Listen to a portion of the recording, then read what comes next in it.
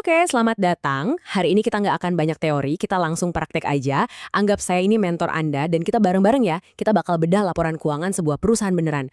Kita akan lihat baris per baris kayak seorang pro. Tujuannya simple banget, kita mau cari tahu apa sih cerita di balik angka-angka ini. Jadi, coba bayangin skenarionya gini deh. Anda lagi riset, nemu satu saham dengan kode KMDS. Pas banget, laporan keuangannya baru keluar. Nah, ini momen yang paling penting nih. Laporan keuangan itu bukan cuma tumpukan angka loh. Ini tuh kayak cerita. Pertanyaannya sekarang, cerita apa sih yang mau disampaikan sama perusahaan ini lewat laporan keuangannya? Yuk kita cari tahu bareng-bareng.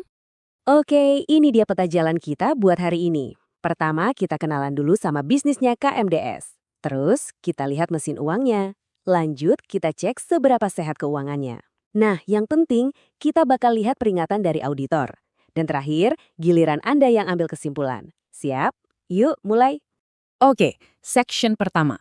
Langkah paling dasar tapi paling penting. Kita harus kenal dulu sama perusahaannya. Sebenarnya KMDS ini bisnisnya apa sih? Nah, jadi KMDS ini mainnya di sektor consumer non-cyclicals. Gampangnya, mereka itu distributor dan retail makanan. Artinya apa?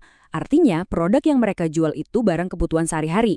Mau ekonomi lagi bagus atau jelek, orang tetap butuh makan kan? Jadi permintaannya cenderung stabil. Ini penting banget buat kita pegang sebagai konteks awal. Oke, sekarang kita masuk ke jantungnya nih, mesin uang perusahaan. Di sini kita bakal lihat laporan laba rugi. Kita mau cari tahu gimana sih KMDS ini menghasilkan duit, dan yang lebih penting, dari semua pendapatan itu berapa yang beneran jadi untung. Wow, oke, lihat ini deh. Langsung kelihatan kabar baiknya kan? Penjualan KMDS itu naik, dan naiknya lumayan kenceng. Dari sekitar 352 miliar di 2024, loncat ke hampir 428 miliar di 2025. Ini jelas tanda-tanda bisnis yang lagi bertumbuh. Keren. Tapi tunggu dulu. Pas kita lihat baris paling bawah, bottom line-nya alias laba bersih, ceritanya jadi beda. Penjualan kan meroket tuh, tapi labanya kok cuma naik tipis banget ya? Dari 54,9 miliar cuma jadi 56 miliar. Praktis bisa dibilang stagnan atau datar-datar aja. Nah, disinilah tugas kita sebagai analis dimulai. Ini kan aneh ya, jadi teka-teki. Kenapa penjualannya naik kenceng tapi untungnya nggak ngikut? Apa biayanya yang bengkak? Atau ada sesuatu yang lain? Ini pertanyaan besar yang harus kita pecahkan. Oke, untuk mulai cari jawaban, kita pindah ke rekam medisnya perusahaan, neraca keuangan. Di sini kita bisa lihat apa aja yang perusahaan miliki atau asetnya dan apa aja utangnya atau liabilitas. Yuk kita check up kesehatannya. Lihat deh diagram donat ini, gampang banget bacanya. Total asetnya kan sekitar 310 miliar nih. Nah, bagian yang biru itu modal sendiri atau ekuitas, besar banget. Sementara yang oranye itu utang, porsinya kecil. Artinya apa? Artinya sebagian besar aset perusahaan ini dibiayai orang modal sendiri, bukan utang. Ini bagus banget, pondasinya kokoh. Biar makin jelas, kita lihat angkanya langsung. Total asetnya 310,2 miliar rupiah, sementara total utangnya cuma 51,9 miliar rupiah. Jauh banget kan? Asetnya hampir 6 kali lipat dari utangnya. Ini artinya posisi keuangan KMDS ini sehat banget, risikonya rendah. Soal kesehatan neraca sejauh ini 2 jempol deh.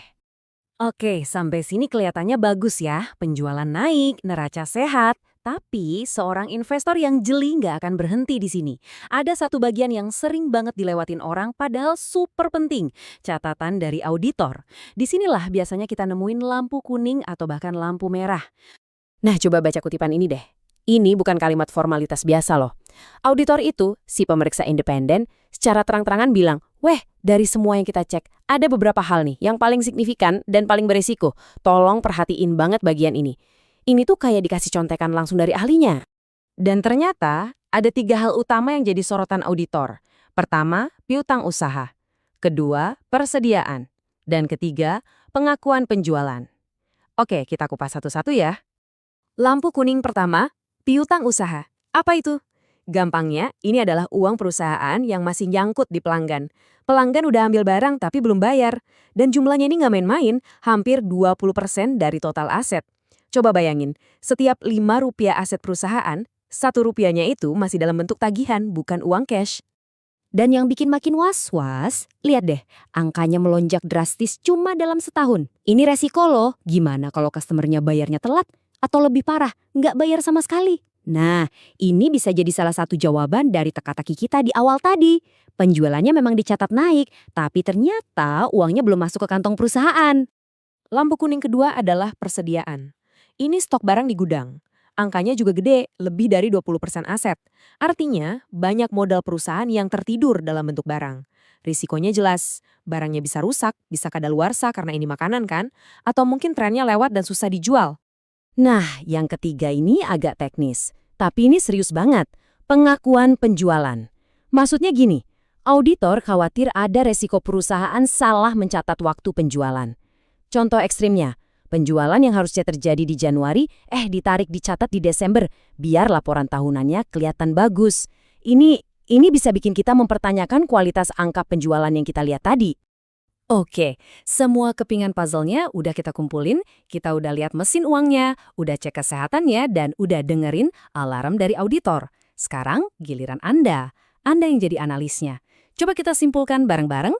Jadi kalau kita rangkum, ceritanya punya dua sisi ya. Sisi baiknya jelas, penjualannya tumbuh kencang, dan kondisi keuangannya sehat banget karena utangnya kecil. Tapi ada sisi yang perlu diwaspadai, labanya nggak ikutan tumbuh.